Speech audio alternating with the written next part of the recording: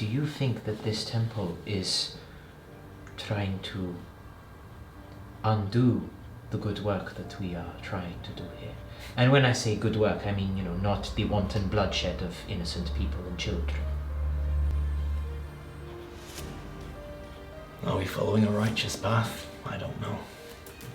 We've shown restraint, we've not.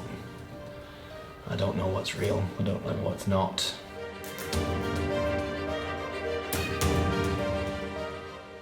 Even if it means that it may cost an innocent, an unwilling participant their lives.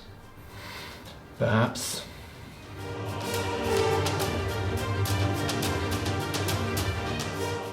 He just turns and heads into the wood.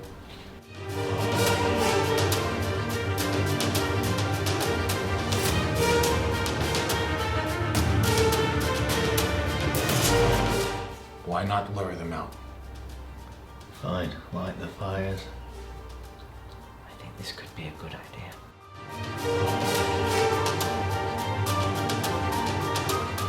You see a figure, the silhouette of a woman, Anarch's mother, standing there.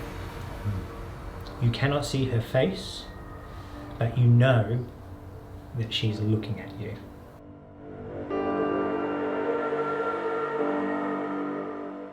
That cry, I believe it came from the lair.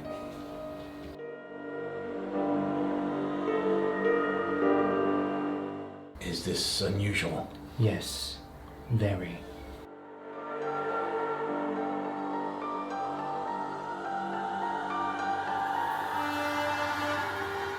You see more bodies. There's no sign as to what is causing this carnage, only the decimation it leaves behind it. Freshly killed. Freshly killed.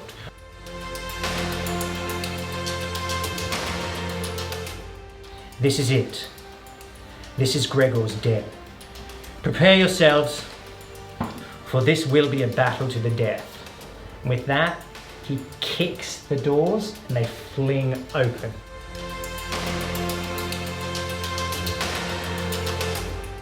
Do you care to explain yourselves, or shall we get to it?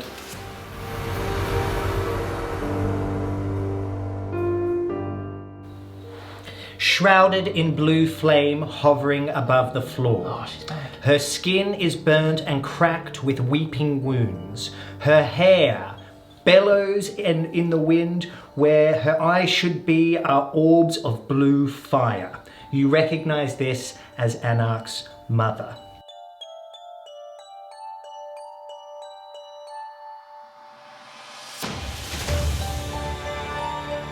I am the light. I am the judge. I am the deliverance of Bohana's justice. He stands up to face Gregor again. I will illuminate the darkness and take your head.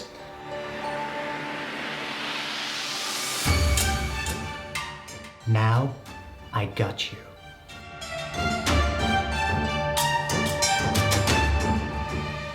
Do you see me, boy? You realize the price for this man's life?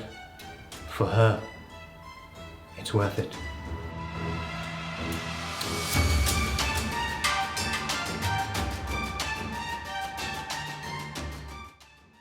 It was Gregor who found him in the Black Wood. When Anarch killed him, it meant Gregor never came for him. He died. You cannot live in the present without a past.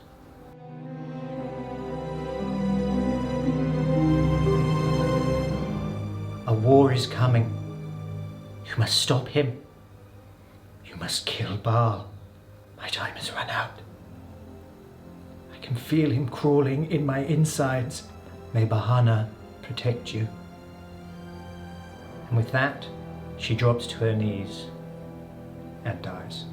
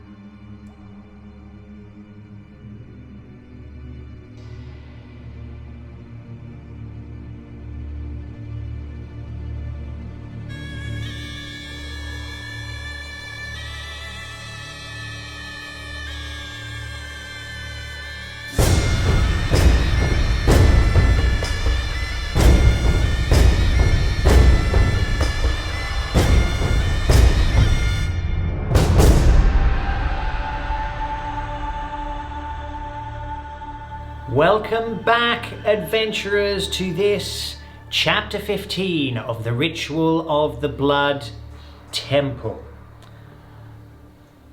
I'm still a bit sad about what happened last episode. I don't know how you guys are feeling. But It's too soon. Don't talk to me. don't we want to talk about I think it? that you are a very, very horrible individual. You're also not a very nice DM as well. Exactly. I couldn't have put it better. There's something wrong with this. This doesn't make any sense. There's something wrong with this place called the Temple of Blood. But it's Yeah, I don't know own about rules. this, right? It's breaking its own rules. Like, what's going on here? Is it? Is it? I'm telling you, It doesn't have any rules. It's a blood temple. Well, Well, blood will be shed soon. I might say that perhaps you might want to replay the discussion and the words that were said by Anarch's mother before she fell to her knees and died. But that is something that you can do in the game or at lunch when we stop for lunch. That'll be nice as well. It's going to be a very sullen lunch in the studio. Yeah. So, we'll just take it back a little bit. So, the dark-skinned warrior has motioned for you to follow him. It's very difficult for you to keep any torchlight because you've been hammered with rain as this thunderstorm has come across the darkness there for you. As he's kind of motioned. That's where we left. He motioned you to follow him. Is that what everyone does? Yes. Yeah. I follow him slowly, but yes. So one thing that happens, so as you walk off, just before you leave, Sahid, who was the last to leave, puts his hand on your shoulder, Akote, and he says, "Look, brother."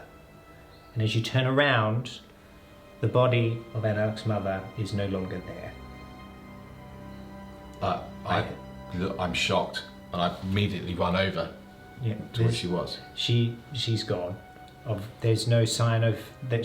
There's no footmarks or anything like that. Although it would be very difficult for you to find any of them at this time with the rain that's happening. So he just looks at you. I looked at the sky, and when I looked down, she was no longer here.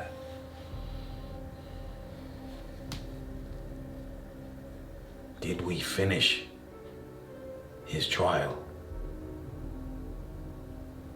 Maybe it wasn't his trial.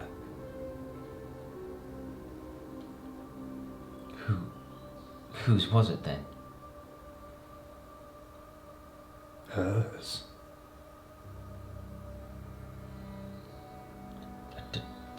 Don't understand. Nor do I. But she knew things. She spoke of this war. She said he would know. She couldn't fight him any longer. What if she wasn't speaking of Gregor? No.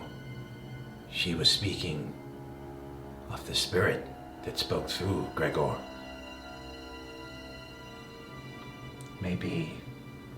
That would mean that the temple is winning.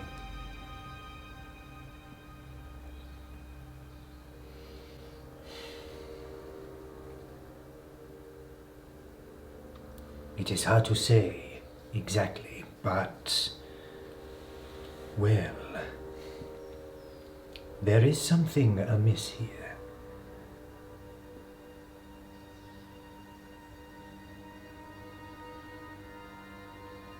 We have no way of knowing whether our actions will do harm or good.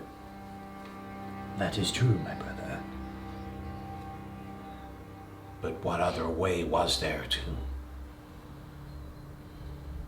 I cannot see how we could have fought differently. What? We would have had to have not killed Gregor.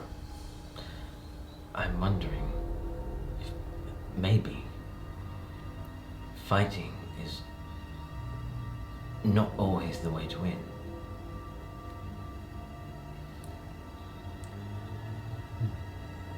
But I agree with you. There was no choice. We were led there very distinctly. We must continue. Yes. If what we were told was correct, that this Chai Lang says the ritual must be completed to prevent the escape of Baal, then we must continue. Yes? I do not feel we have a choice.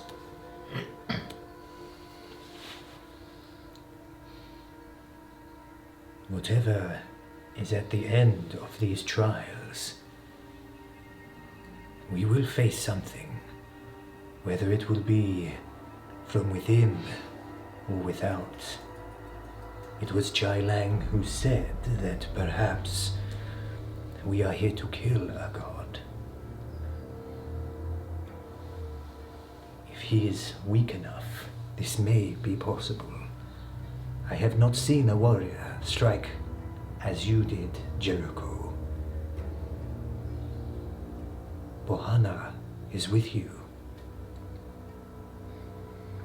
Barn is with all of us. Yes, I hope so. I will mourn Anarch. But maybe his death was necessary. Yes, I believe it was. May he find the peace in death that he lacked in life.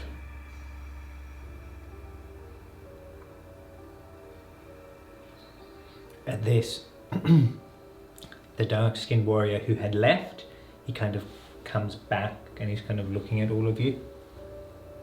I'm standing with him. I went straight with him. I was not privy to this conversation. Okay. we Well- both just stand there like, So, I didn't know we started. I yeah. thought we were walking and talking. No, Oh, okay, right. no. Yeah, so he put his hand on Okote's. Oh, that's right. We stopped it. Yeah. Because I was So the what? last one to leave. Essentially, what happens is you guys have walked for 5 minutes, and you kind of realise no one's following you. I look at the dark skin warrior and go, it is a good thing we are both trackers. Yeah. Like they could just Yeah, come back and that. go like, Yeah. So he does now kind of look at you all as if it's probably time to go. yeah. Yeah, Okay. I nod and I follow. Sure. Nod to Sahid. You carry on. You leave Anarch with his coins, and soon he disappears from view. As you move forward, the long grass falls before you as you move through it, it turning to ash as it does so. The ash mixes with the heavy rain and sits low in the air like a fog that seems to be following you around. There's a putrid, acidic-like smell that comes with it that burns your throat as you breathe it in. You travel like this for some time.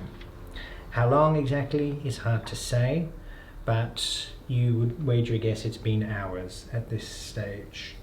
The storm has not relented, and although it seems the dark-skinned warrior knows where he is going, everything looks the same to you.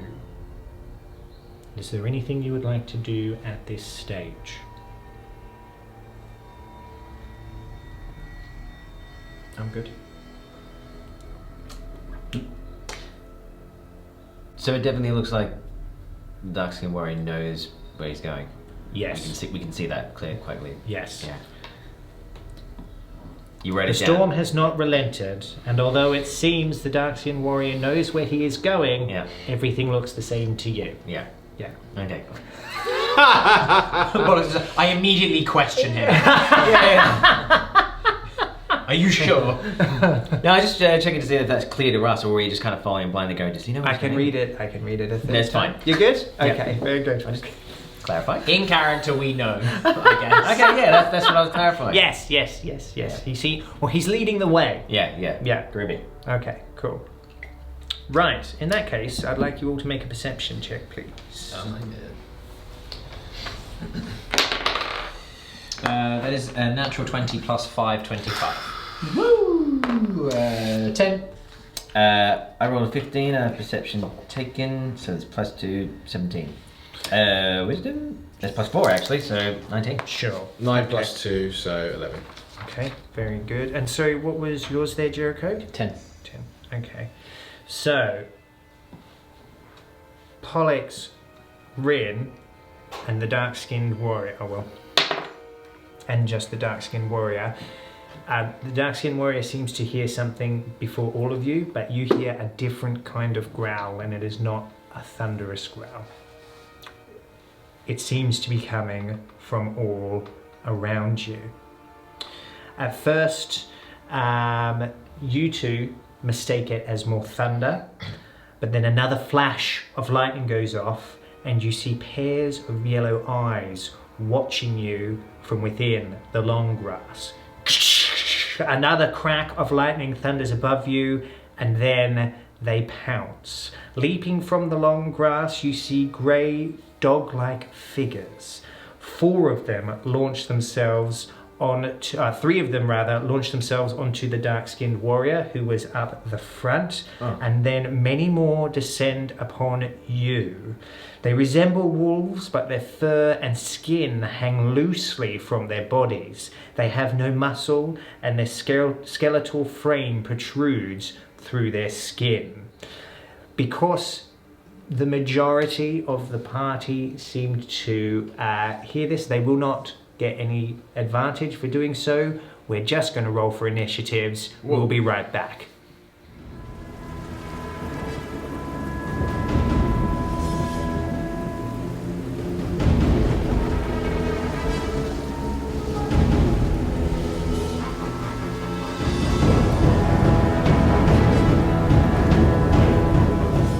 Gentlemen, it is time to roll your initiatives. Why don't we start with you, Jericho, as that seems to be what we always do. Actually, no! No! Today we will start with Pollux. Oh! Yes, and then I'll choose who goes next. you're lucky I'm exercising some power. This is nice. Wow. Go ahead. Oh, this Now don't muck this up. No, this is so good. Oh, wow, this is weird. I rolled a 14. A 14, very good. Okay. You can go next to Kote. Oh, thank you. 4 plus 3, so 5, 6, 7. 7. Okay, cool. Then we will go with this. We will go with Jericho. Why not? Okay, And you're still last. that's fine. I bide my time. 18. 18. And then Rin. I would say 4 plus 6, 10. 10. Very nice. And then me. Ush. Okay, so here's how it will go. He's too busy listening. Yeah. It will go. It will go Jericho, Pollux, Rin, Hakote, and then these creatures that you see in front of you. Now the pack is actually a lot larger than this. As I explained in the description, the dark-skinned warrior was assailed by 3. Sahid has gone to help him. Right. The rest of the pack is attacking you. So Jericho, it is time to start, my friend. What would you like to do? Oh, okay.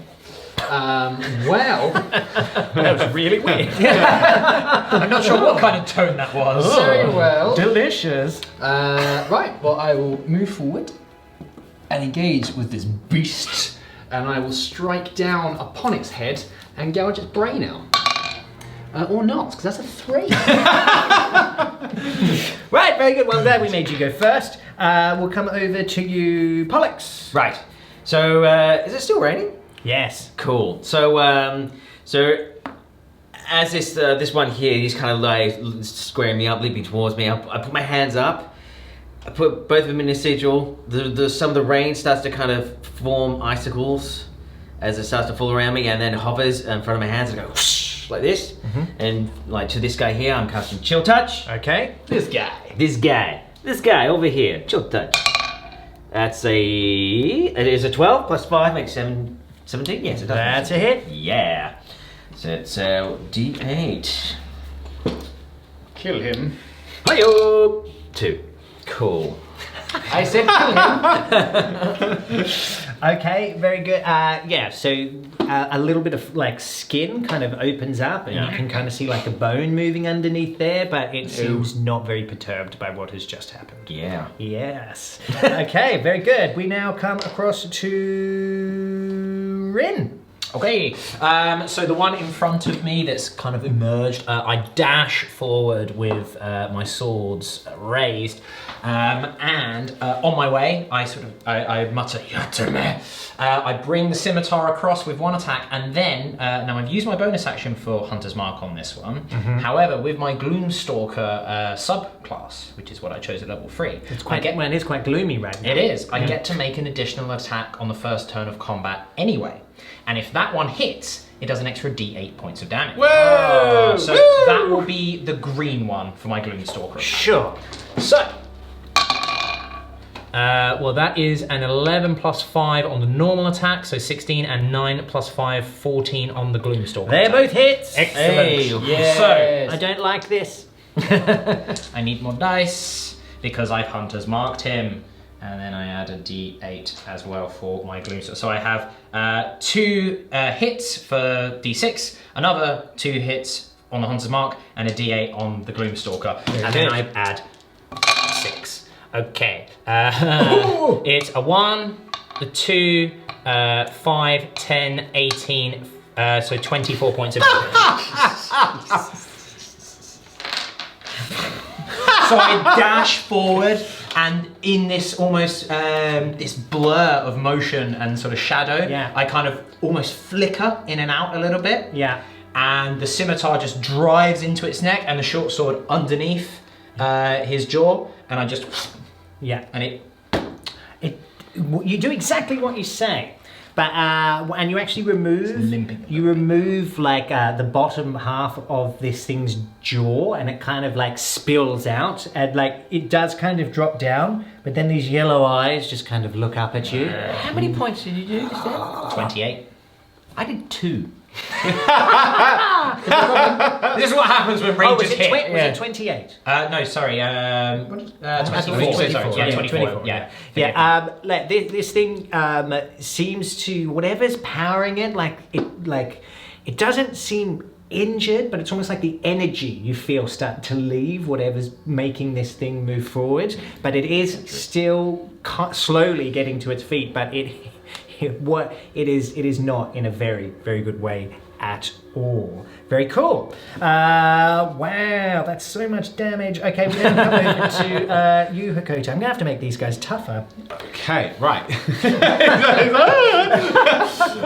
Right, well, I'm surprised as well. So I see you launch in with these blades. I immediately put my hands in my robes, and I throw my shuriken at the same... I'm going to call them like a dire wolf.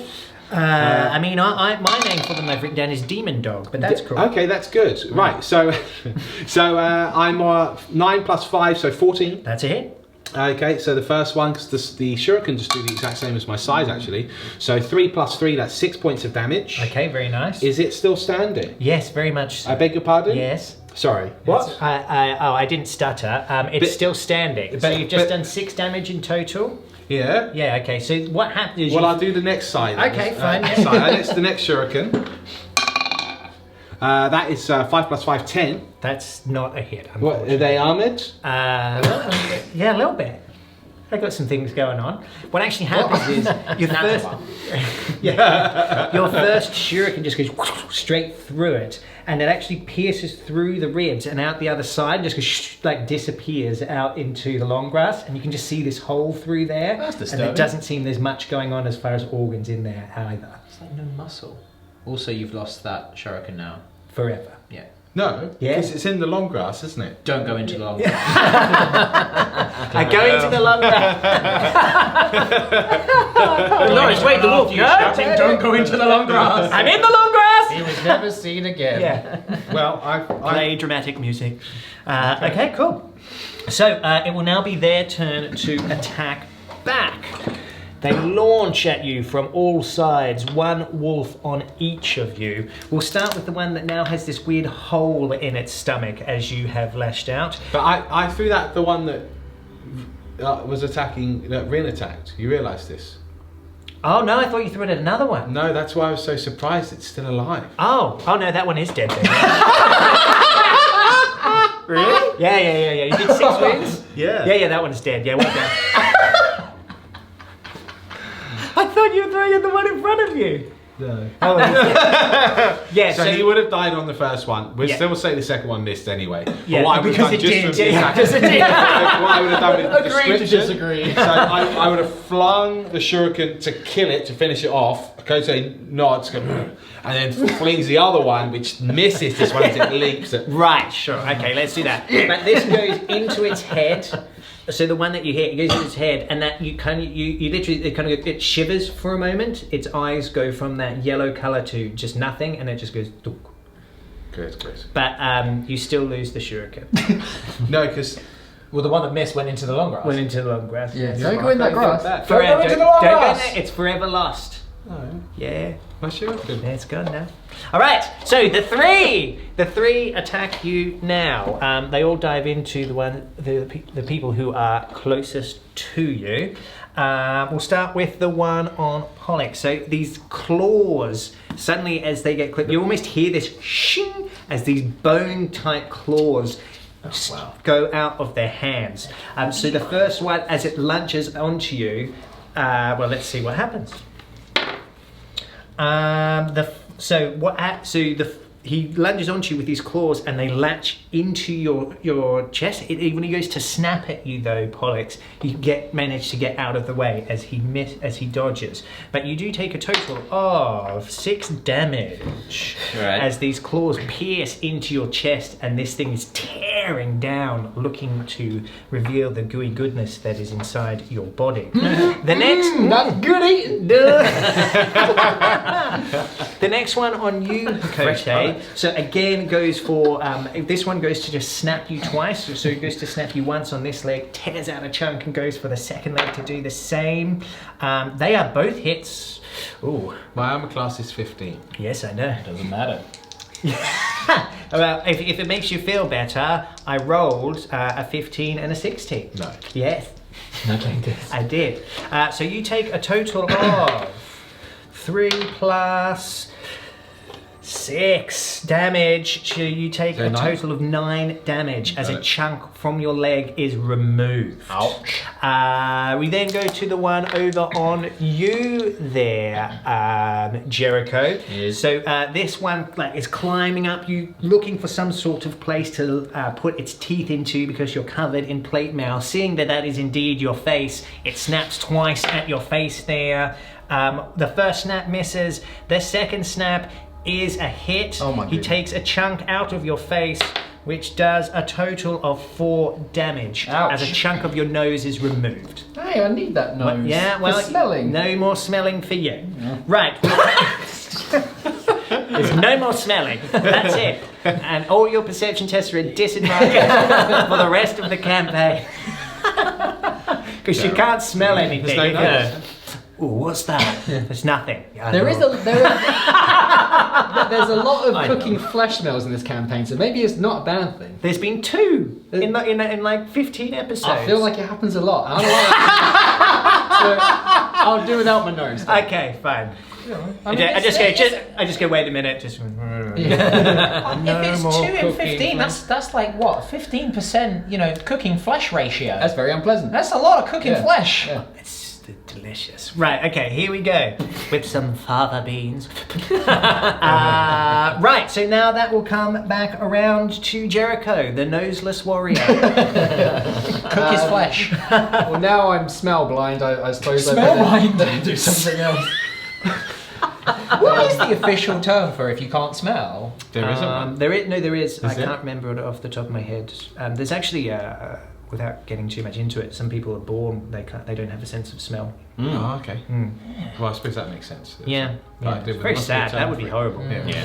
But anyway, you've just lost. It's just been bitten off. This has so- happened to you now. Yes. It's not literally. It's not literally gone. It's part of I've it's had gone, a though. nasty, It's not. nasty gash. Yes, where his well, nose once was. On that, as the beast has attempted to take my my sacred nose, he's not quite managed it. As he's reeled back, going for another snap upon the sacred nose, I will strike onto his snout and return the favour.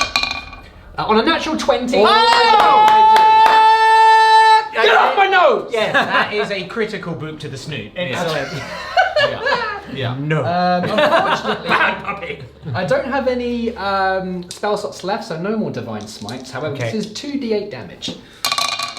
That is, well, very good and very bad. So it's an 8 and a 1. So that's Okay. 9 plus 5, that's 14 points of damage to the snoot. 14 points straight in the snoot. Okay, very good. So you slash across this thing's face as it's just bit at you, and your sword just goes ka-donk across it. And what actually happens is its neck kind of snaps one way, but then it kind of goes and snaps back and goes. But you have certainly damaged it. There was 14 in total. Nice work. Okay, cool. So now this will come around to Pollux. Cool. So yeah, he's dug his claws into my shoulders. He's snapping out at me. I managed to, as he goes to take a bite, I managed to grab his nose, and There's a theme. and I take a small blade out of my pocket and go up into his palate. That doesn't do anything necessarily, but then he feels this electricity pulsing through him. I'm casting a shocking grasp. Oh, it's shocking. Yes, shocking. Ooh, 7 plus 5 is 12. Did I hit? I mean, it hit, but as you said, it does nothing. Oh, wow. Yes, so this electrical charge kind of goes through it. A bit of the skin around its face disappears, but it just still to be going. Yeah. So imagine also in that time, he kind of feels the knife go in, nothing really happens, and he kind of like waves his head a few times, and it's just like, ah! And out it goes, and we're standing eye to eye. Yes, very good. Yes. I think I All right. damage. Yeah. Yeah, that's a problem for you. Better. Right, so then it'll be you, Rin. Oh, wait. So I, seeing the wolf in front of me drop to this shuriken, I immediately turn on the spot. Sort of survey very, very quickly, see Pollux in a little bit of trouble. Mutter, Nutsina. Move my hunter's mark over as a bonus action. Move over next to Pollux and almost leap up and drive my short sword into the nape of the wolf's. No. It was a 3. So 3 plus 5 is 8. Yeah, I presume. So as it was thrashing around getting this dagger out, you've just kind of missed it. Yeah, as gone it was straight going past through. him. Yeah, cool, no worries at all. Right, so now it will come around to Hakote. Okay, who's so- down one shuriken. I've got. We'll see. So I got these things more around my legs. I deliberately tumble backwards, pull out both of my sides to hopefully free myself of this thing. The first side comes in 17 plus 5, that's 22. Yes. And I stab it right into the side of its jaw, trying to release the grip. Its maximum damage 4. Plus 3, 5, 6, 7 points of damage. The second side comes in through its eye. It's 11 plus 5, 16. That's a another hit. Yeah, I know. it is. And then D4, it's 3 plus 3. That's 6 points of damage. Yes. How many have you done in total? I don't know. What was the first one? 7. 7 plus 6. It's So it's 13. 13. Unlucky for you. Yeah. Now remember that this one isn't wounded because you decided I know. to not throw your shuriken at No, this because I killed the one on you. You're welcome. No, I appreciate it. But yeah, so you start to tear into this creature. just and, science, chunks of it are starting to fly off everywhere. It's still very much alive, but you have done the damage. Okay. Very cool. Okay, nice. Math. I did 13 wounds. Yeah, there it is. Okay, very good. We come around now to everyone's had their turn, so it comes back around now to the puppies who are left alive. We'll start with the one on you, Jericho. So He has a broken neck. Don't forget. yeah, so the neck has just snapped back into place. It goes to strike at you. Again, it does. So as the neck kind of comes back, the jaw is again in your face. It does hit. It does a total of 5 damage as it goes to remove the other half of what was left of your nose, and there you now have no noses left. Not a single one. Not a single one. There are none left. Very Right. good. I'm The getting next back to one. The next one comes over on to you, Pollux. As you kind of continued in this combat, he hits you once again. As he's kind of shaped through, he goes to then bite down onto your neck, and he does a total of 7 wounds. Ow! Ow! As he takes a chunk out of your neck, you are starting to bleed profusely from it. These demon dogs are having their day. We then come round to the one that is attacking you, Hakote. He manages to hit you one time as he's kind of taken a Still chunk on out. my leg, He's kind of he's just gone up a bite and just kind of starts to tear that out. And he does a total of 5 wounds. This is beginning to look a bit dire for you, but it is now your turn, Jericho. It is time for you to be somebody. Right. Get another crit. Huh? Get another crit. Well, it's funny you should mention that, Chef. Because that is my plan! Because Jericho has realised that his Channel Divinity is just a bonus action in terms of Vow of Enmity. No? You're shaking your head. We've not had a rest since you used it last. Oh, does it take up a spell slot? You It guys- doesn't take up a spell slot, but you can only do it once per. What if I short really want to do it again? How badly? Obviously you can. How badly? Really badly. Nah, sorry. it's not badly enough. Right. Well, so this wolf's taken another chunk out of his noses. Yeah. However, instead of striking back again, like I'm quite badly damaged. I've taken a lot of hits over the last couple of battles.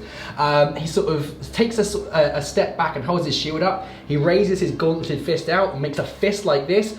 Light radiates out of it, and as a action, I'm going to use Lay on Hands on myself and regain 15 hit points. Oh, nice. 15! Yep. Yep. It's my whole pool because I have taken a considerable amount of damage. Okay, So very that's going to good. put me back up to 26 hit points of my 28. Oh, very good. And my nose reattaches, just to be clear. Regrowth. No, because you're in 26 of 28. The last 2 hit points is unfortunately the nose that's not there. No.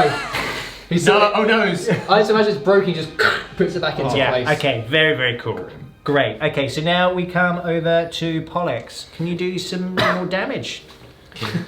Well, yes, that is an excellent question. Can he? Is the wolf wearing plate armor? I was gonna ask that. That was gonna be my joke. He took my. It's got like a little helmet on. No.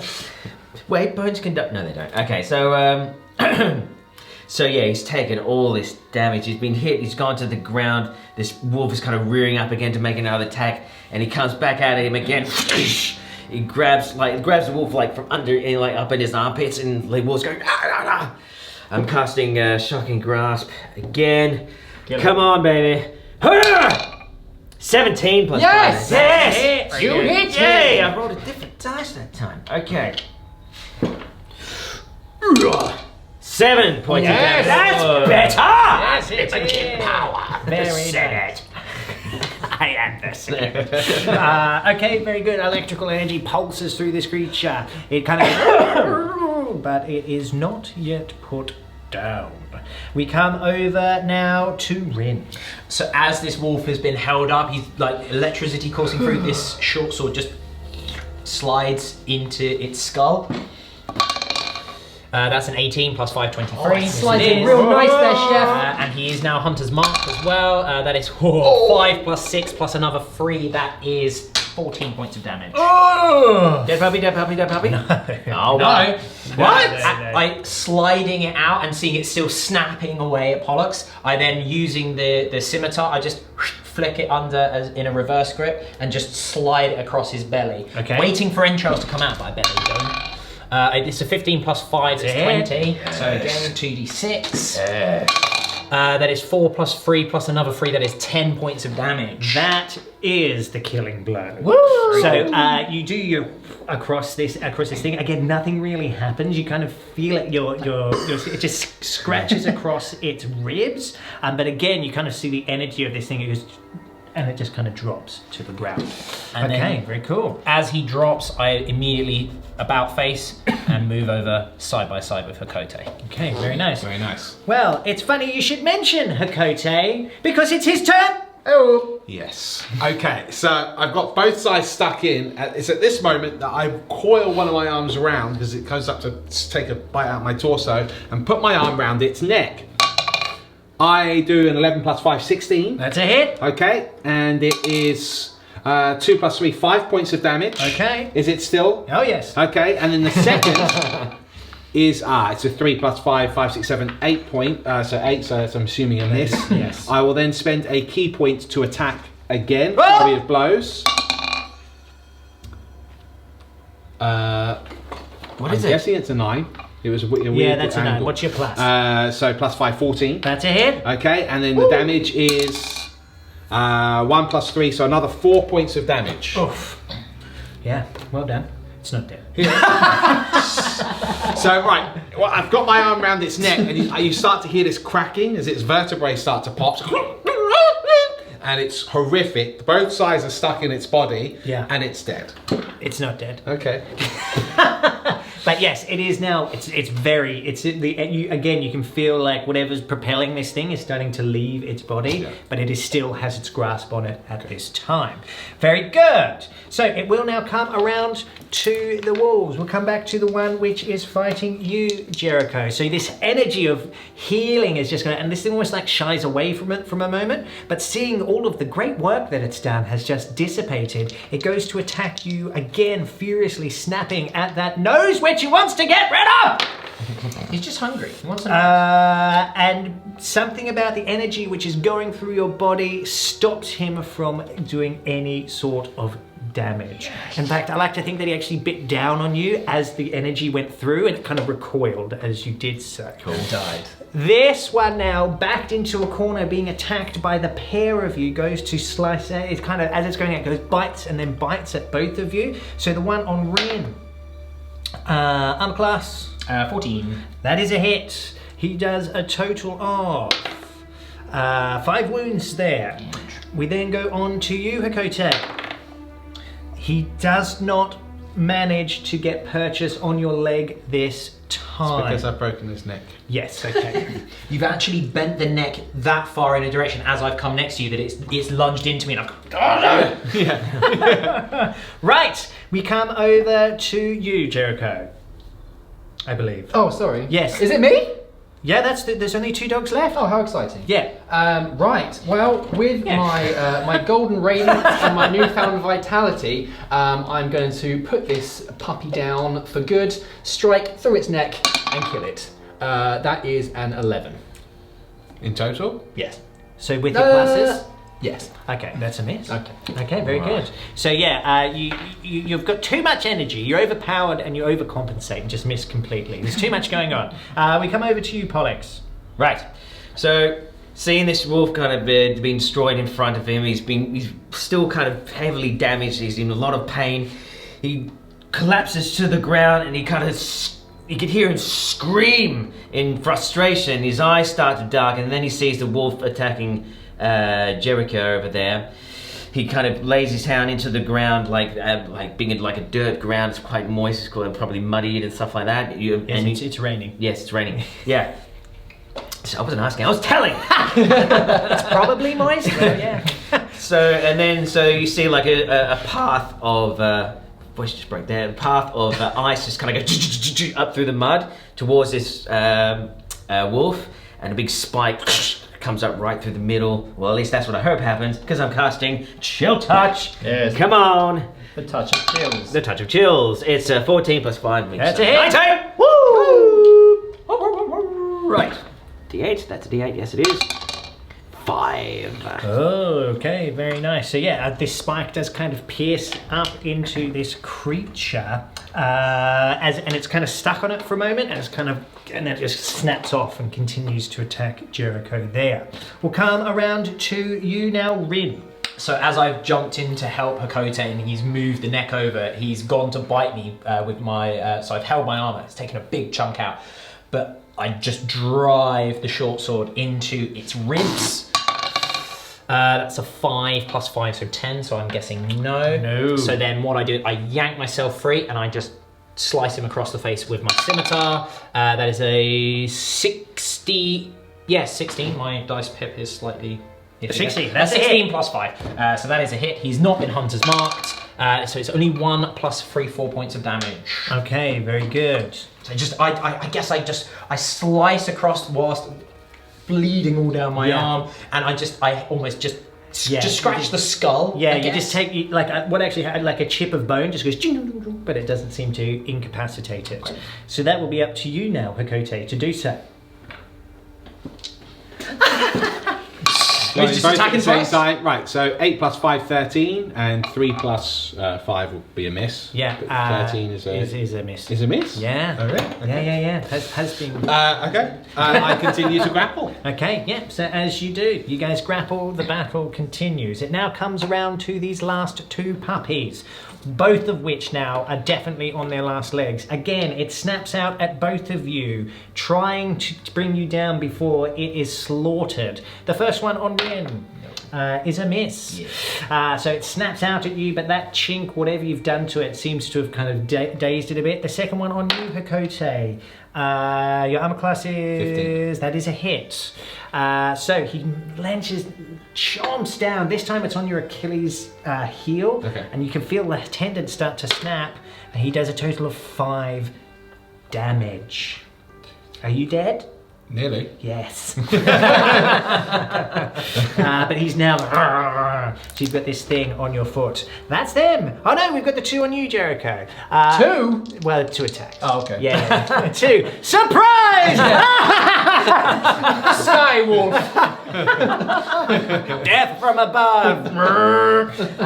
Cool. Okay, very good. So, yeah, you've just like smacked it again. It kind of like goes back for a minute. It's had this spike go through it, managed to snap off. It lunges at you again, going for your throat. 2 snaps. 1 is a hit. He does a total of 7 wounds. Jeez. As he lands on your neck and begins to tear your jugular out. I'm rolling really well. I don't think I've rolled under, it doesn't matter. But yes, I've rolled well. I've rolled very well. Very, very well. Excellent. So that is now then done. You will go first, so which is quite appropriate as this thing is looking to tear out your jugular. Well, unfortunately, as it is biting down on my jugular, it didn't notice that I've thrust the sword through its chin, through its brain, on a 14 plus 5. That's I believe a that's hit. a hit. Yes, it is. Excellent. I will roll my d8 and kill him. That is a 7 plus 5. Shall I remove him from the board? Yes. So what happens? How does it die? That's exactly what happens. It's gone to clamp down on my jugular. I thank Bahada that it didn't go for my nose again. But as it went through, I drove my sword up through its chin, through the top of its head, and as it went through that time, it just sort of went limp, and I Yeah. do that. And it comes up the sword. I couldn't think of a word. Yeah. Very good. I do my cool guy move. Yeah. Okay, very good. The cool guy move pays off. And also I spin around. Okay, that's fun. Because that's my second cool guy move. Yeah, exactly. On Now, the spot. now I'm tired. Is there an explosion behind you as well at the same time? Yeah. Yeah. You're gonna walk No, away do you know what? A lightning strike goes off as soon as yeah, it goes. Okay, she's cool. awesome. Yeah. How awesome is it, Pollux? Because it's now your turn. Yes. So, Pollux, he also spins round. Lightning strike and No, I imagine him just like doing in it fact, straight afterwards and copy him. At that moment, it's the darkest it has been. I walked into that a little bit. He just looks around, he's like, No one sees anything. but he's in still a lot of pain, so he kind of limps around here and looks at this one here that is attacking these guys, and he brings his fists together like this. It starts to kind of, it's like this, like the condensation of the air around his fists, and his eyes darken even more. He goes, "Undead vermin!" And he lands his fist into the ground. Same thing. Instead of one spike, several go up into the middle of this beast. At least that's the plan. Well, he just makes little splashes. That's about it. Carry on. Rin, will you finish this fight? You're bitten down on your Achilles heel. I just bring the two blades across the back of this and decapitating him. One is a 14 plus 5, that's 19, and one is a 20.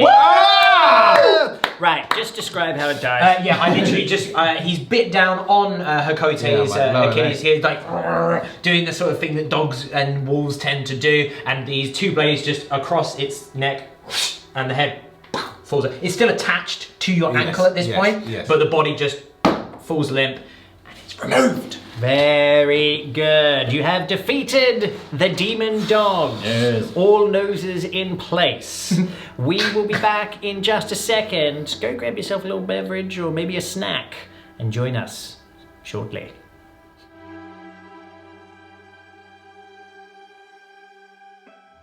So, the last of the demon dogs hits the floor. You'll take a moment to kind of gather your breath. Some of you... As do I. I'm really badly wounded. Yes. I fall over clutching my leg, and my torso's also got a big gouge in it, and I'm bleeding quite heavily. So I see this and go over to you and sort of hold out a hand to pull you up. Give you my hand. I wince as I stand. You fought well, brother. Looks like you lost something. What did I lose? Oh, you've got that shuriken? No. No, he's just mocking you.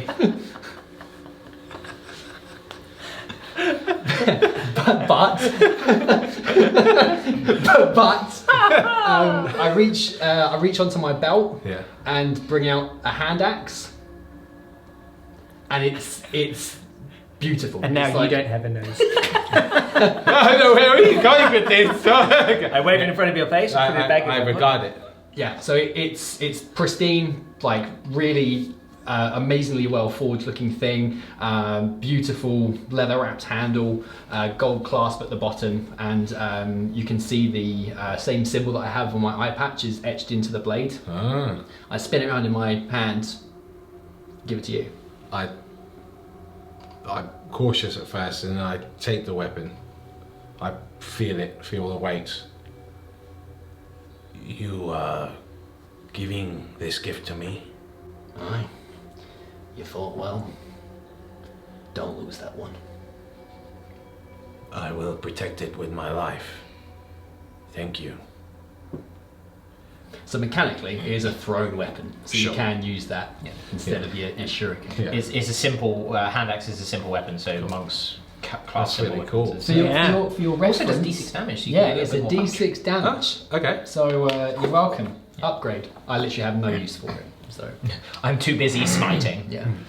So there is something which probably I should have done earlier, but I am going to do it now before we move on in the description. I'd like everyone to take, given the fact you've just fought these creatures which were essentially animated dead, and due to the recent loss of one of your party members, I'd like everyone to make a wisdom check, please. Check or save? Check. What's wisdom on again? Wisdom. Wisdom, funnily enough. Oh, see. Whoa, slow down. It's a 19 plus 0. Really laugh. I rolled a 19 plus 3, 22. I rolled a 3 plus 2, 5. Okay. I rolled a 14 plus 2. Kote, you can have another insanity point. Thank you. Can't deal with this. I just gave him a nice axe. I know. That's why he was a bit tentative to take it. That's why he threw his shuriken in there. He saw some Yeah. shadows. You've been quite badly wounded, although it's almost something about receiving this weapon kind of builds up in you, and the emotion just gets too much. Gaining friends, losing friends, Gaining axes. losing Using shuriken. shuriken. It's a very tough time. The circle of life. While this is happening, for Eddie, Pollux has just kind of ended the whole encounter. He's just kind of collapsed on the ground. His hands are on the ground. His head's kind of rocked over, and you can see he's just kind of like shaking his head to himself. And if you're in earshot, you can kind of hear him say to himself, "Not like this, not like this. I should be here. I am no warrior. I shouldn't be here. I'm no fighter." And he just starts to collapse within himself, and he's kind of just weeping. My instinctual reaction after the fourth one fell would be to turn towards where the Dark-Skinned Warrior and Sahid are. I presume that they've dispatched them handily. Yeah, they've now just joined. They've joined you. Seeing that as they kind of sort of, I imagine they've almost done the same thing simultaneously. They've sort of done their part, turned and gone, and sort of give them a nod. I go down to the two that I sort of bested. I just pull out a dagger. I start on one of them. I take away a fang. So that I can add that to my totem, and then what I do is I open it up. I presume there's nothing inside. Well, 10 gold pieces. It's more out of hunter's curiosity. Yeah, there isn't anything inside that one. However, the Dark-Skinned Warrior seemed to have the same sort of idea. And he pulls a stone knife from his belt and he cuts through the loose skin of the creature. He pulls out a small ball from deep within it, and it seems to be pulsating with an orange light. And when your eyes adjust, you see that the orange light seems to be a heart beating its dying beats. The Dark-Skinned Warrior stares at it for a moment, and then he plunges his knife into it. And what happens next is as if someone has flipped on a light switch. You're suddenly bathed in a glorious warm light. The darkness has disappeared along with the storm. Instead, the sky is now a rich blue colour as far as the eye can see, with not a single cloud in the sky. The hands... oh, that's a spelling mistake. So there's the grass blows with a slight breeze that ripples through it. The remains of the creatures are now bleached white bone. The Dark-Skinned Warrior raises his head to the sky, he closes his eyes and inhales a mighty breath.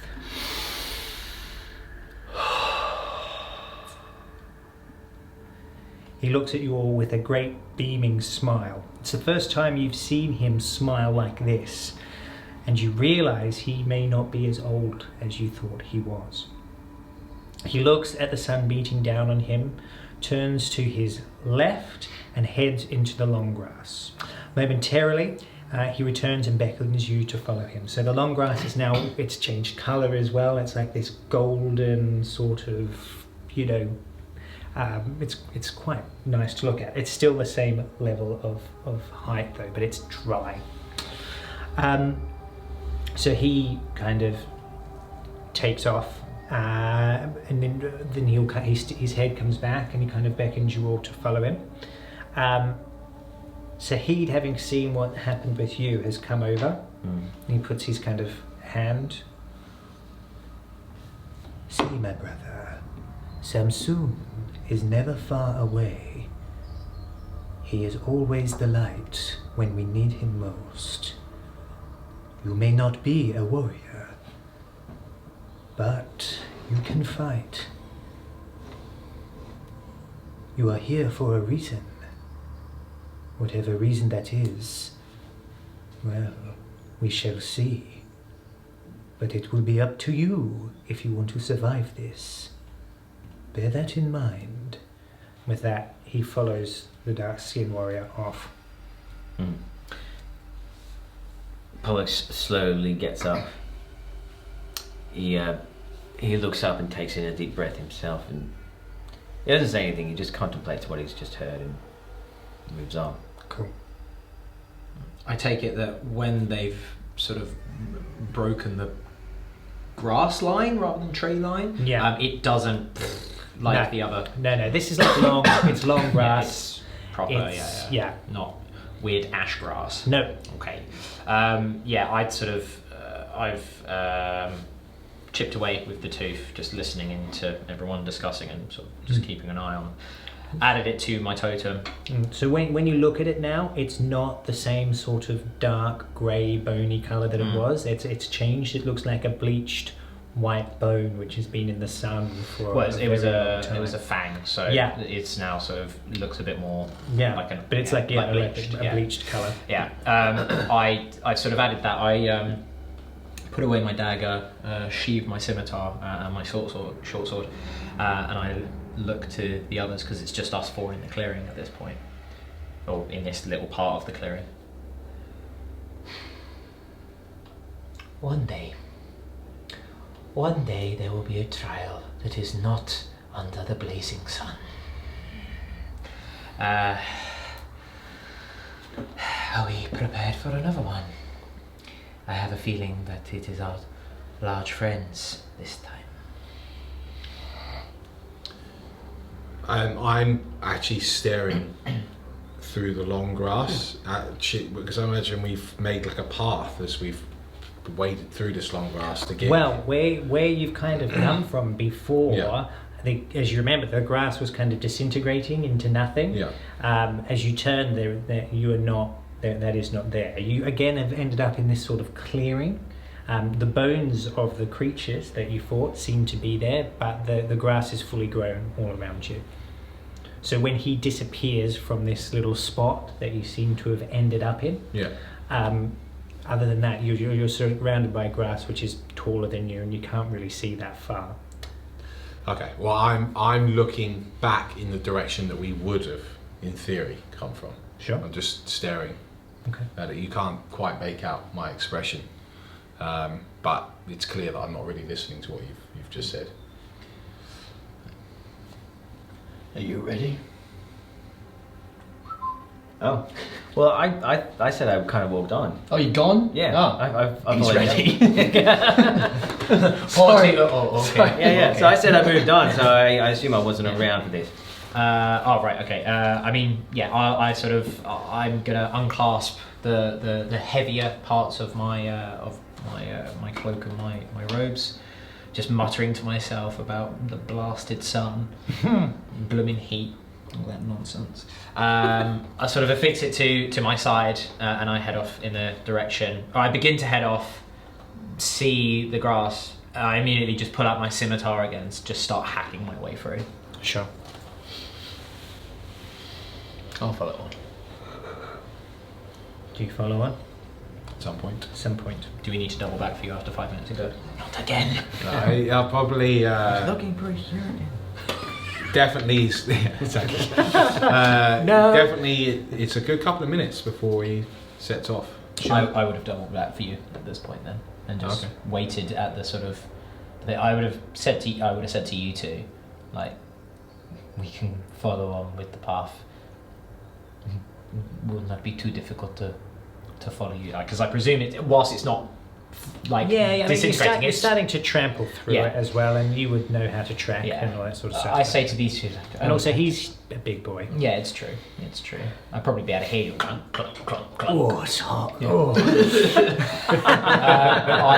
I head back to the clearing then, Okay. and I sort of Like a minute afterwards or something. yeah, I wouldn't leave it for too long. You Seems like with the handkerchief on the head or something. you can hear me muttering something under my breath. It's like almost a whisper. It's not something you would necessarily think were words. But standing in that same position, looking out at the long grass, well, where the long grass was, where we come from, and I'll just roll to see if I sort of. No, I don't. So yeah, I continue doing it. I stand at the edge of the clearing, just watching you as you're sort of muttering. I come and stand next to you, and I just sort of fold my arms. Right, so you've come to stand. Yeah, next to I'll me. have it seeing that you don't acknowledge me. Yeah. After a few seconds, I will just continue to walk forward, and I'll just stand next to you. I'll just fold my arms and stare out as well with you. The muttering stops. You don't quite catch what it is. Maybe I'm not even saying anything, but it's a bit strange. And when you arrive, perhaps halfway into the clearing, you can see that I shift, and I'm obviously aware that there is someone there. As you come shoulder to shoulder with me, like lightning, I turn, and the hand axe that I was just given is in my hand, and it comes up to your neck. Oh, so you are still with us. And I immediately put the axe gently down, as if I'm surprised that anyone was actually in the clearing with me. I don't say anything to you. I turn sharply and I walk, following where everyone else has gone. I follow behind. I'm going to make sure that the trail and you are in front of me at all times. Sure. So, you catch up with the group, and you travel for a time. It's hard going. The heat is intense. It's a different kind of heat to what you had in Salim. Although it seems incredibly dry, there's just something about it. There's like a sense of humidity almost in there mixed into it as well, although it doesn't look like it has rained here for a long time. You would guess that this place probably has a pretty intense rainy season. After you've been traveling probably again for like 45 minutes, suddenly the grass opens up before you, and you see a village made of grass huts. Around the village, the long grass has been cleared in a radius of probably about 300 meters, creating what you kind of more martial characters would recognize as a killing ground.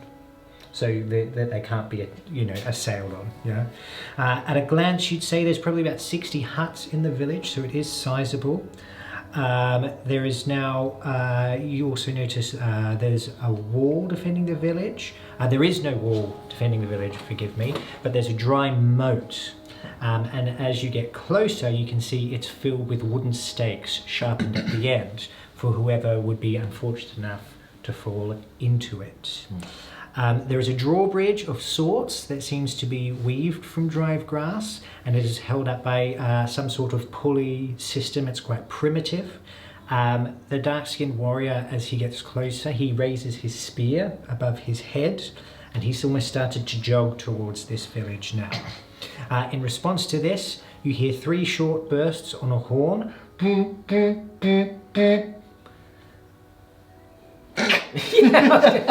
That's 4. They've not blown the horn 4 times in 1,000 years. D3 plus 1. Yeah. D3 plus 1 on the horn burst. I'm embarrassed. But then the drawbridge is lowered. The dark-skinned warrior again quickens his pace. It seems he's almost forgotten that any of you are there. He enters the village across this bridge. I'm assuming you're all following? Yes. Yeah. I will once everyone else has gone. Sure. So you enter the village. As you do so, people start to come out of their huts. They are all in the same garb as the dark-skinned warrior, and of course have the same skin color. The women are all bare-chested, many of them wear beads and bracelets, and the children are all completely naked. A wave of excitement flows through the village. More and more people come out to greet you. They pat you on the shoulders and speak to you in tongues you don't understand. They seem to be in reverence of the dark-skinned warrior, many of them bowing their heads as he passes. He meets some men who seem to be warriors like him. They give firm grips on the forearm. By the time you've made it into the center of the village, you are completely swamped. It seems the entire village has come to welcome you. Suddenly, the crowds part. Standing at the edge of the circle, you see a beautiful woman.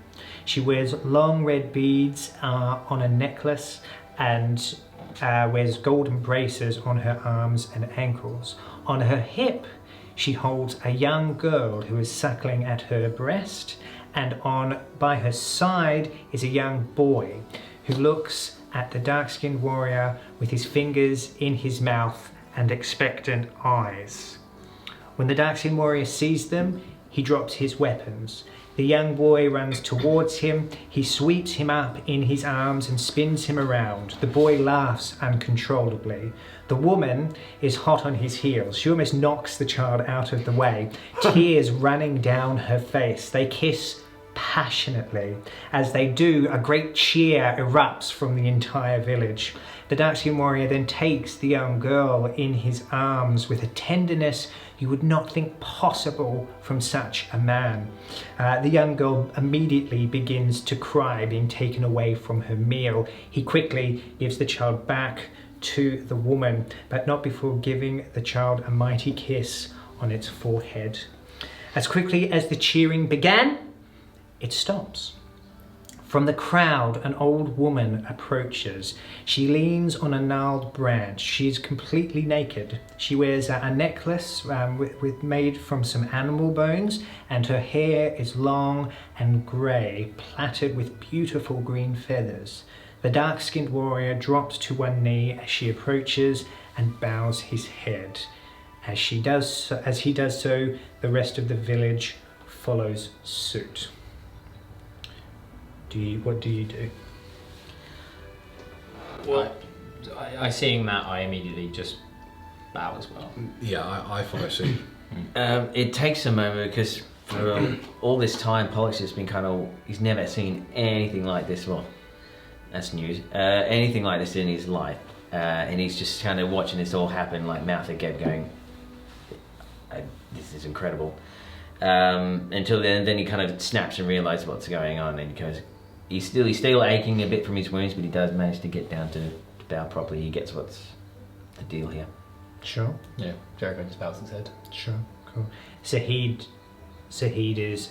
kind of gone down as well. She rests her hand on the dark-skinned warrior's head for a moment, then suddenly she just pulls her hand away as if she has been burnt, and her hand is on fire.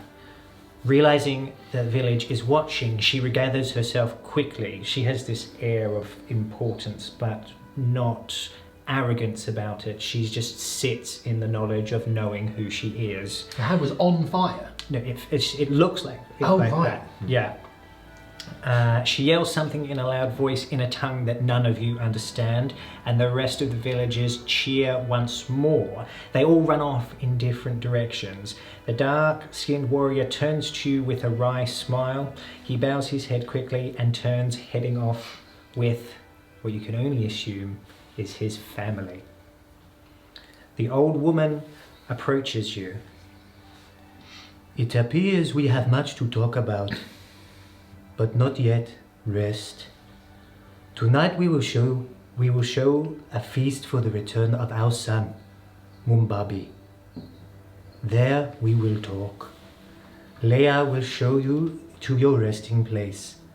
Until then you have free range over the village. You are our honored guests. Thank you.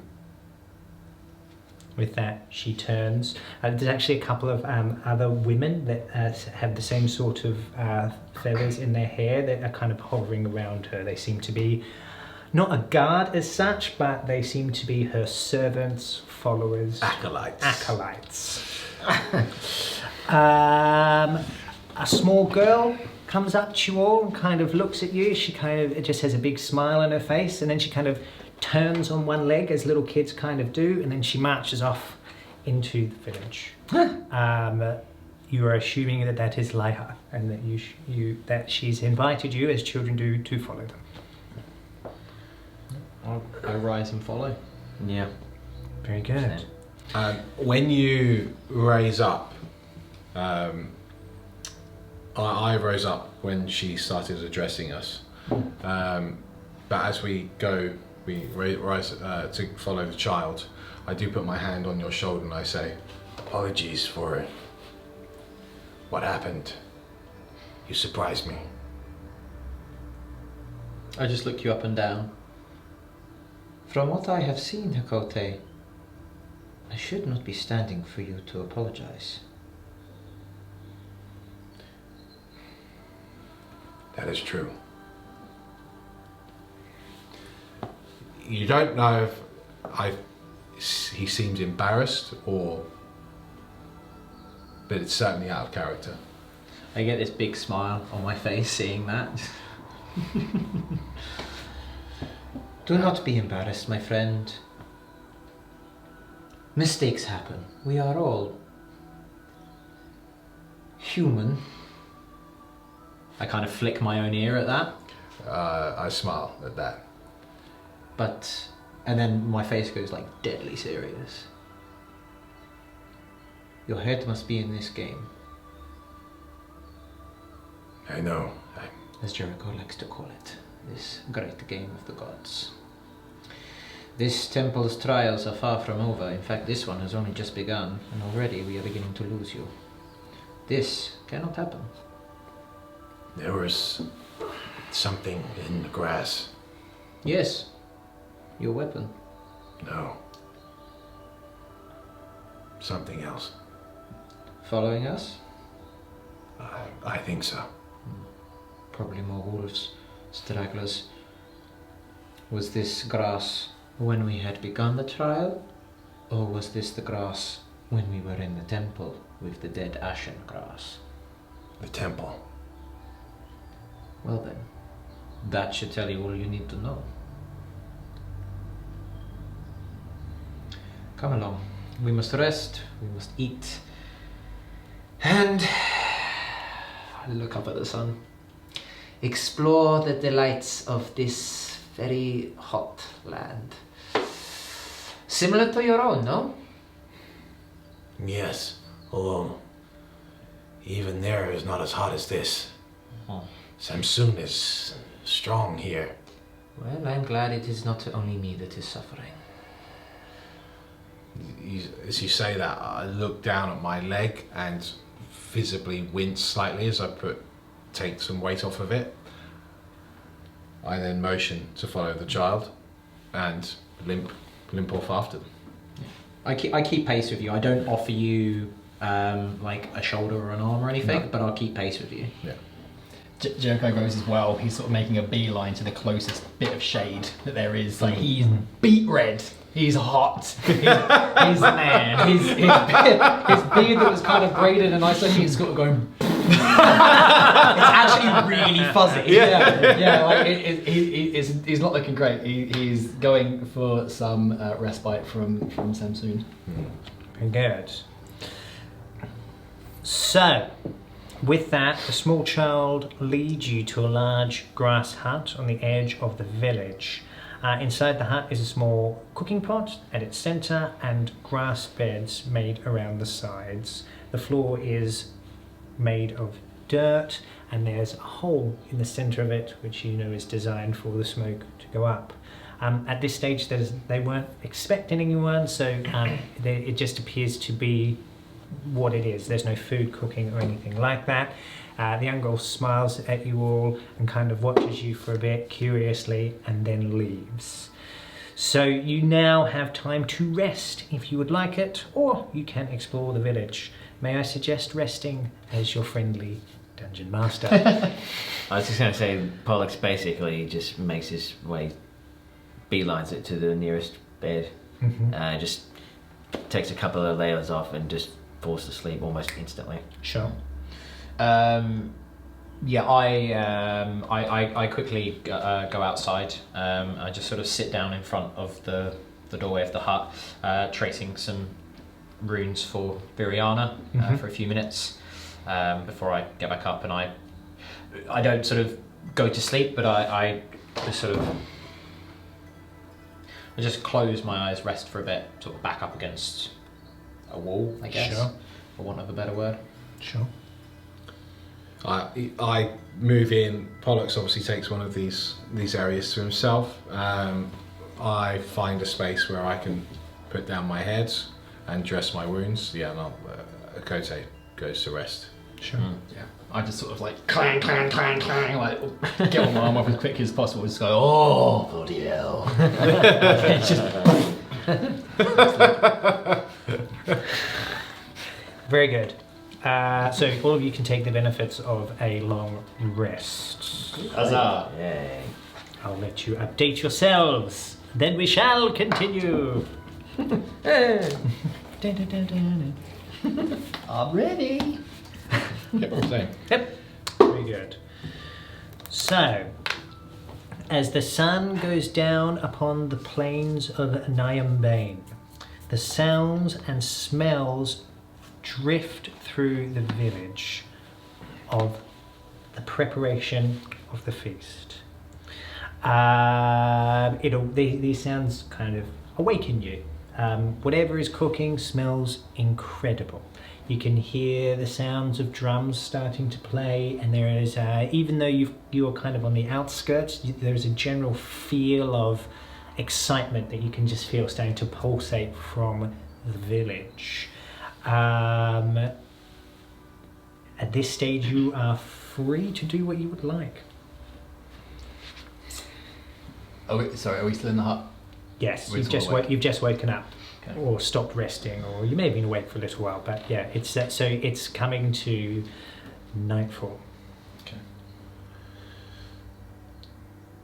Are you awake? Hmm? You're awake. Yeah, I think if you've all by now arisen. Yeah, Um, you're all awake. Yeah, I was I was the last one. You want to read that one again? No. You are awoken. So you've all arisen. I'm the last one to get up, and instead of me just kind of going, getting up like that, I kind of just jolt up and see where I am, kind of gather myself and see that you're all still there. I imagine you all noticed me do that. Without looking at you, I was going, I could see them. I was back in the water. Boats. I saw the souls of the dead again.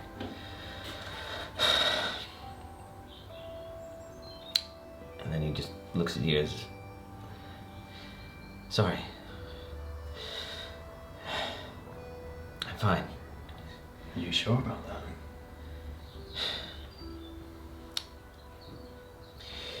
It's like a nightmare. So I'll be right. Did you all rest well? No, well enough. You need to...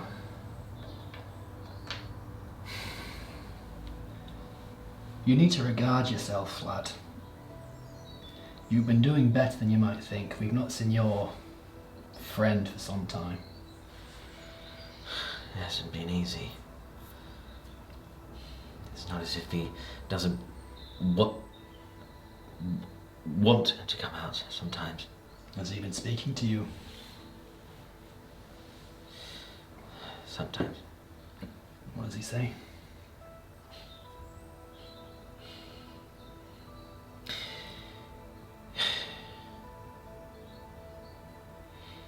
He tells me he can feel pain. And when we fight, he encourages me to attack things. tells me they're worthless. Do you agree?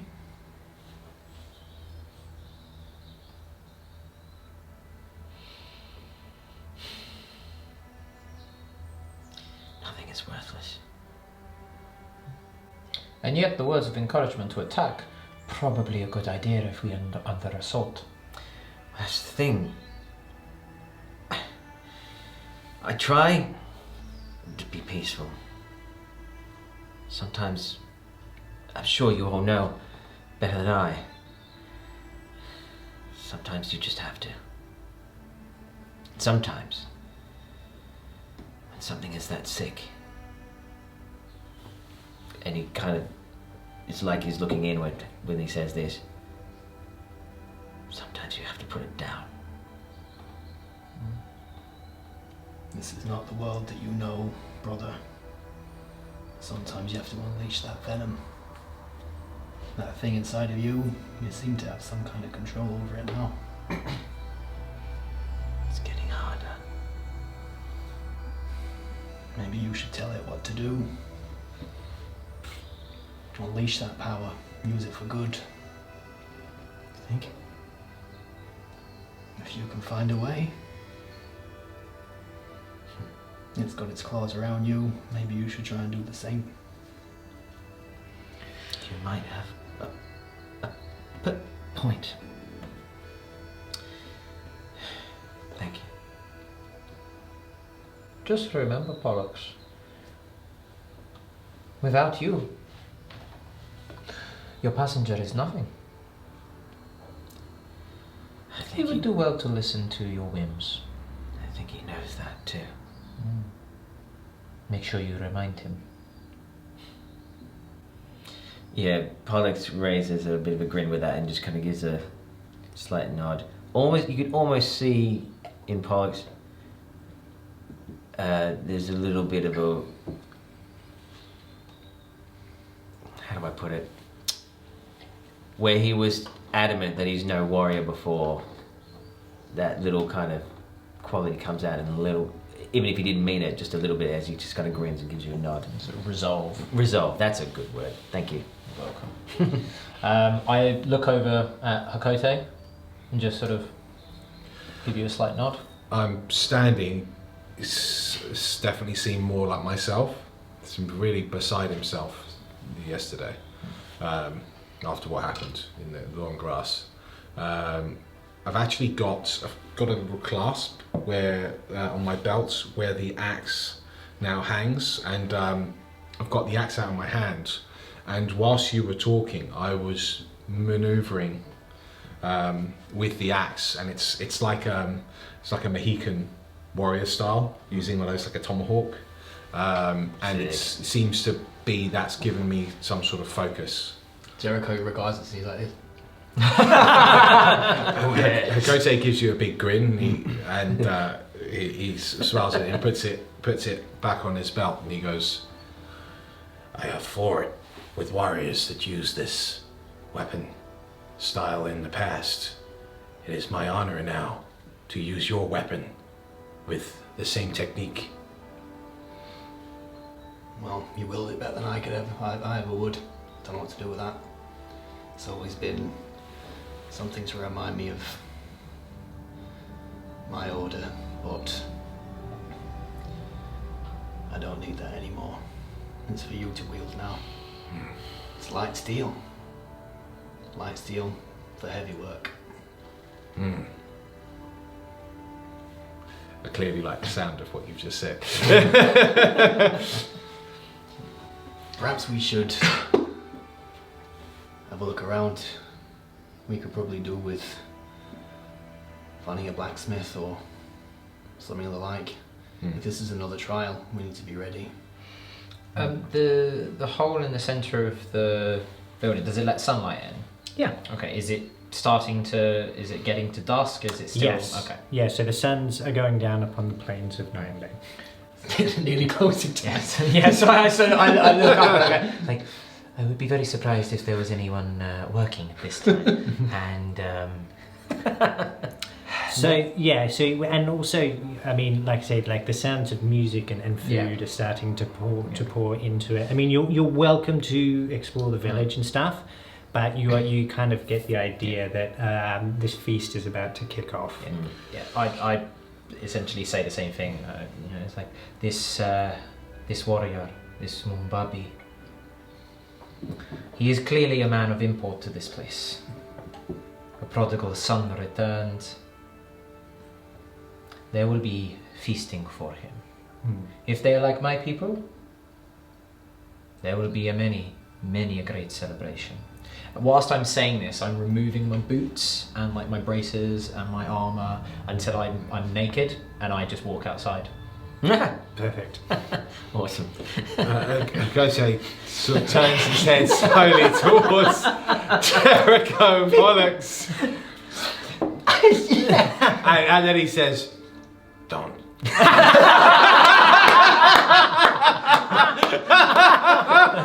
Well done. And just remains fully clothed, although to be fair, he's got no top on at this time because his robes are on the floor. But walks out. His weapons are still on his belt. Sure. He just walks out after saying that to you, following.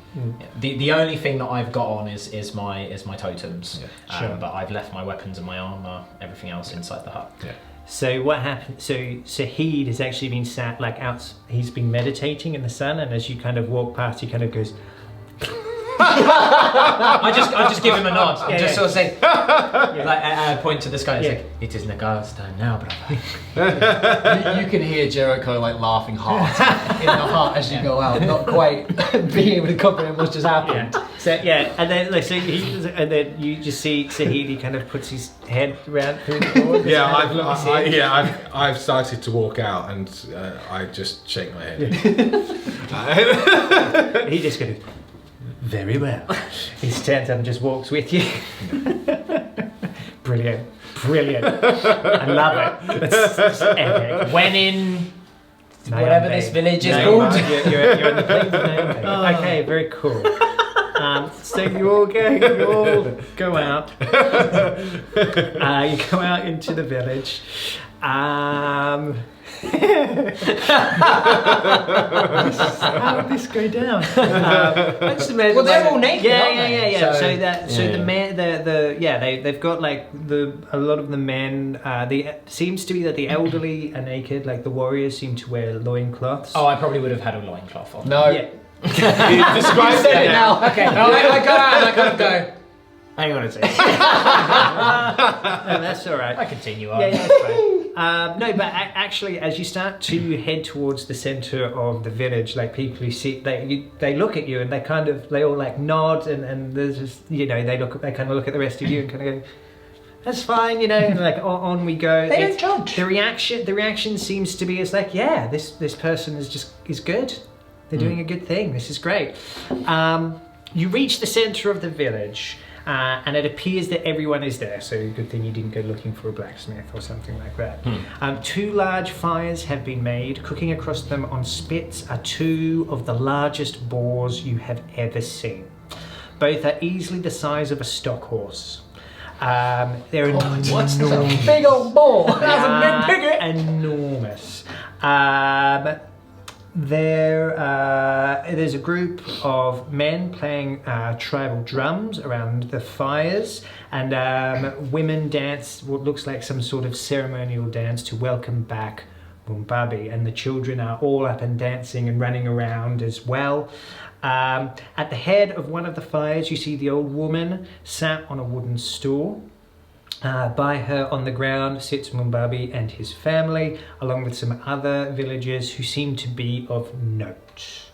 Mumbabi at the moment is wearing a ceremonial headdress, but other than that, he is dressed how he would normally be. He sees you and he motions you to join them.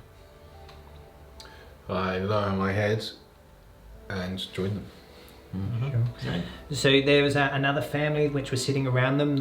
He kind of turns and says something to them. They kind of have a moment. And they kind of shuffle. He says something to them. He's speaking now. Where he looks like too many revelations in one session. Well, look, I've got a little bit more to say. Maybe just calm down. But he He moves them along.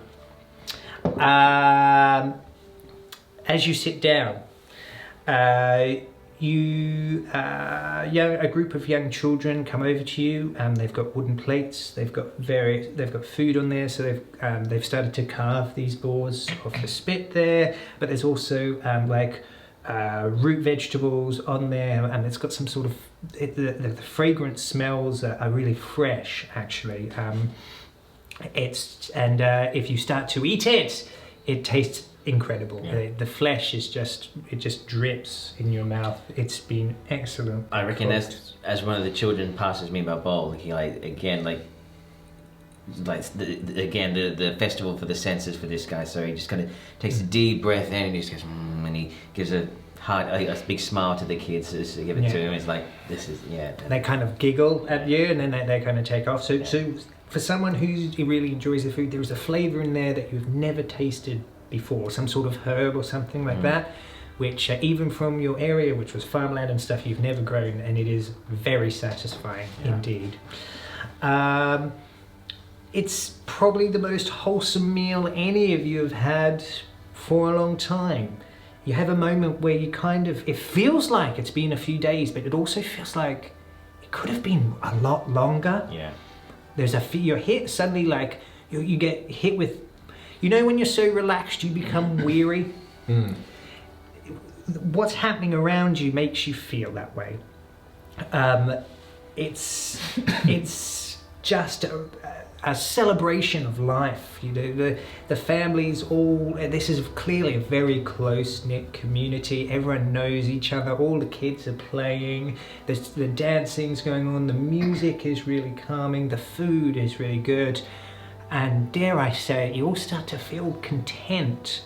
And it's a feeling that perhaps you've not felt, maybe some of you for many, many years, but the whole scene as the stars now begin to come out in the sky, Nagal has risen, Sebsoon, you can just see the last bit of the sun just disappear over the plains. It is a really lovely feeling. And now the temperature is actually much more bearable as well.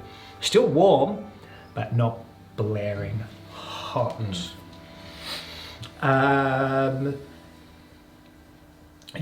So after some time, unless any of you want to do or say anything now. I was just going to say, as we're all taking this in, if you have a look at Pollux, you can probably say he's smiling, but you also kind of see that he's kind of tearing up a little bit, because you're right, he hasn't felt like nowhere near like this in a long time. And this is beautiful. Yeah, I'm just chowing down. Yeah, I'm really enjoying the food, and at one point between mouthfuls, because we're still next to each other, I presume that the four of us are in close proximity. Yeah. These people are expert hunters. The animals here are strong. Good. I hit my chest.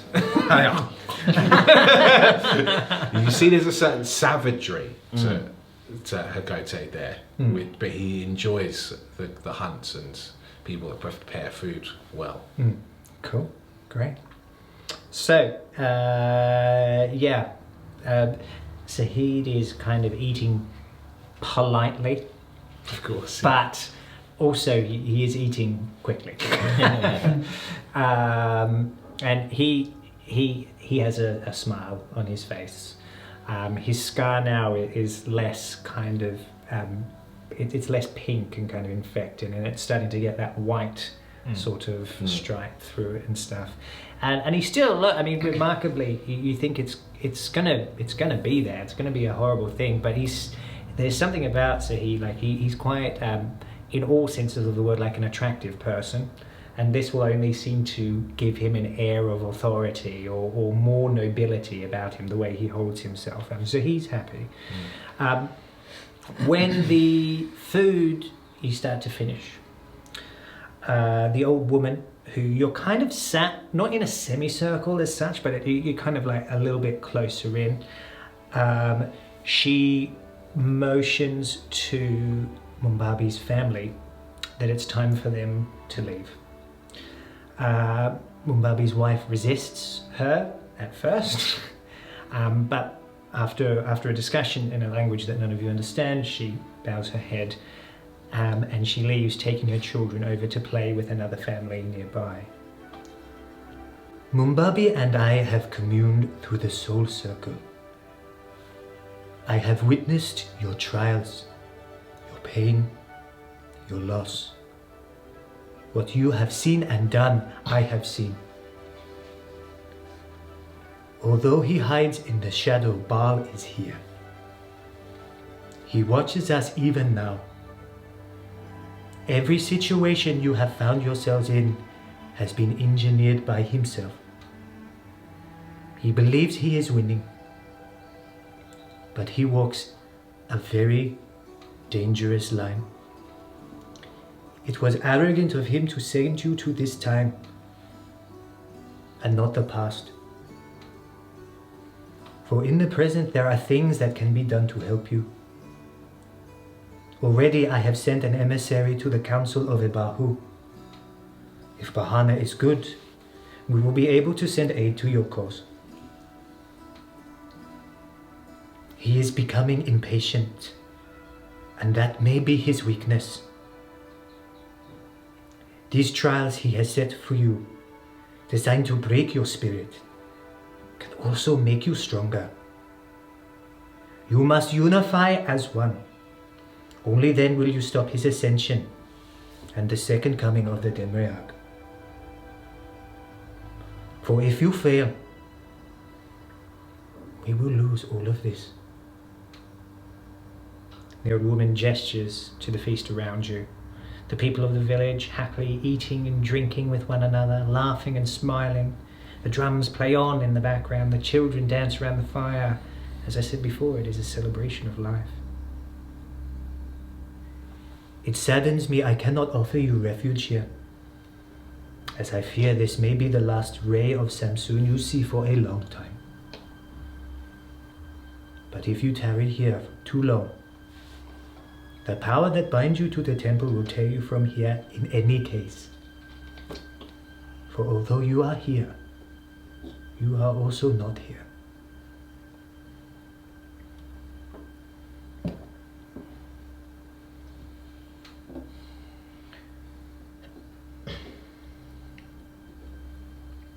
And when you say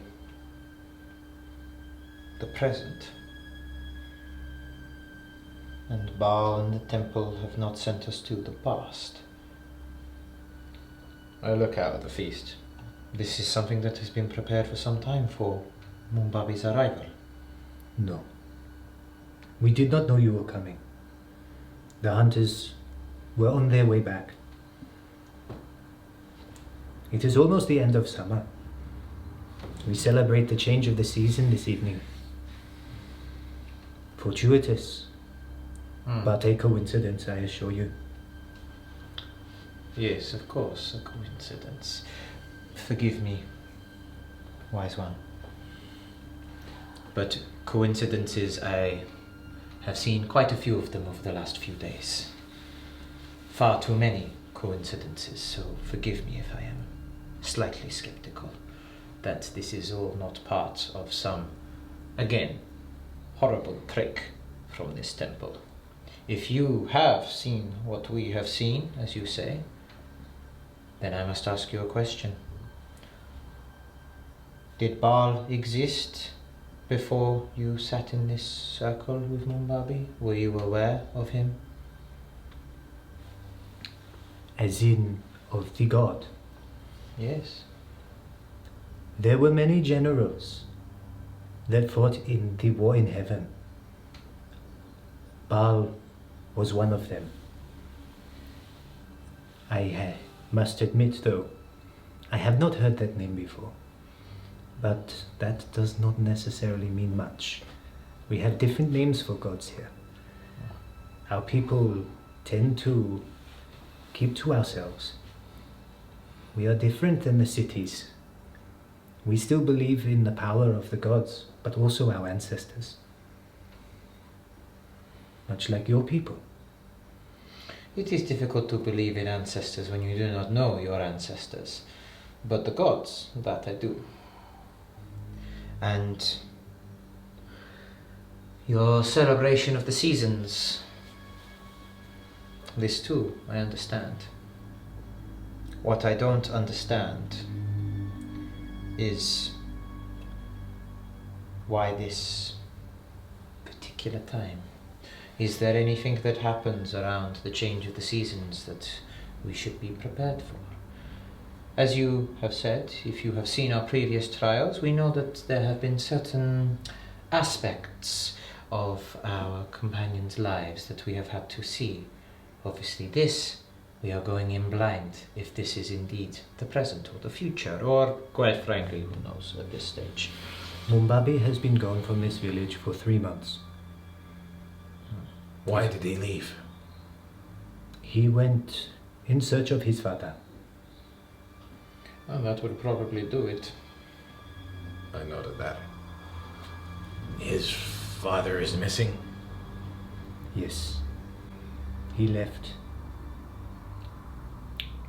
He went looking for someone. Someone? Who? There are rumors of a man in black. He has riled the Shenka. Shanka? Once were plains people, now different. They reside mainly in the jungle. But they have, of late, been leaving on hunting raids of their own. What does this man in black have to do with Mumbabi's father? The rumors were that he has arrived and become some sort of chieftain for the Shanka. He has rallied them to a cause. He uses them to hunt the plains people. We think he takes them to a mine somewhere.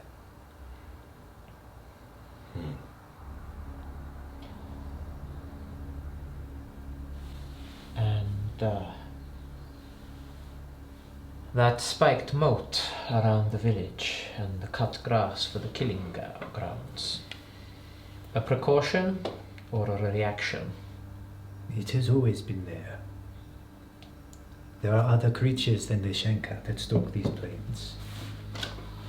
And have they attacked before, these Shankar? Yes, not here yet, but a neighboring village not 2 weeks ago. I look out at the feast and this. Is there like a big fire Yeah. burning and smoke rising? Yeah. I then look around at like all the kids and all the women. And were they to decide to visit? We would fight them. Whilst everyone is full and inebriated and celebrating and unawares. Well, no one is inebriated. We do not drink here in our culture. I did wonder why I was parched. I can get you some water if you like. That is completely off topic. My point is, You are worried that this was designed by him to bring the Shenka down on this village. if I was hunting people, and I have hunted people, you do not wait until they are prepared and ready. You strike unawares. You wait for them to be content, to be happy. I too have thought of this. But I thought it important that you rest your souls, even for a few hours. For what you do is for all of us. Do you know if Mumbabi found his father? You say you spoke with him. I communed with him. Why does he not speak? He has not found his father. He made a vow. Yes. Well, then surely we must search for his father. That is why we are here. Apparently so. Well, when do we leave? And what do we leave for? This apparent mine, this Shenka tribe, the villages, this one here. Are you the largest? Are you the smallest? How are we in terms of size? We are a large village, but there are others outside. The Shenka are many, but that is because they are small.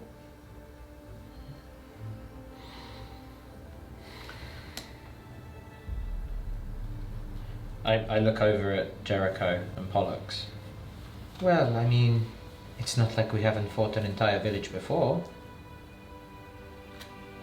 Only this time I suppose it won't be an issue if we do kill them. If they are slavers, if they are killing wantonly across these plains, if they have taken Mumbabi's father, that appears to be our trial. The question is where to begin. Does Mumbabi know? Do you know, Wise One? Do any of your hunters that have returned know where this might be, this mine, this Shenkar? She goes to answer, and then you start to hear coming from the long grass. Dum, dum, dum, dum, dum, dum, dum, dum, dum, dum. Mumbabi stands and faces off into the distance. All of the festivities stop as one. Everyone turns. The old woman looks at you. It appears we are about to find out. I hate being right all the time. I dash back to our hut. And as you dash off, that is where we will leave this session. Oh!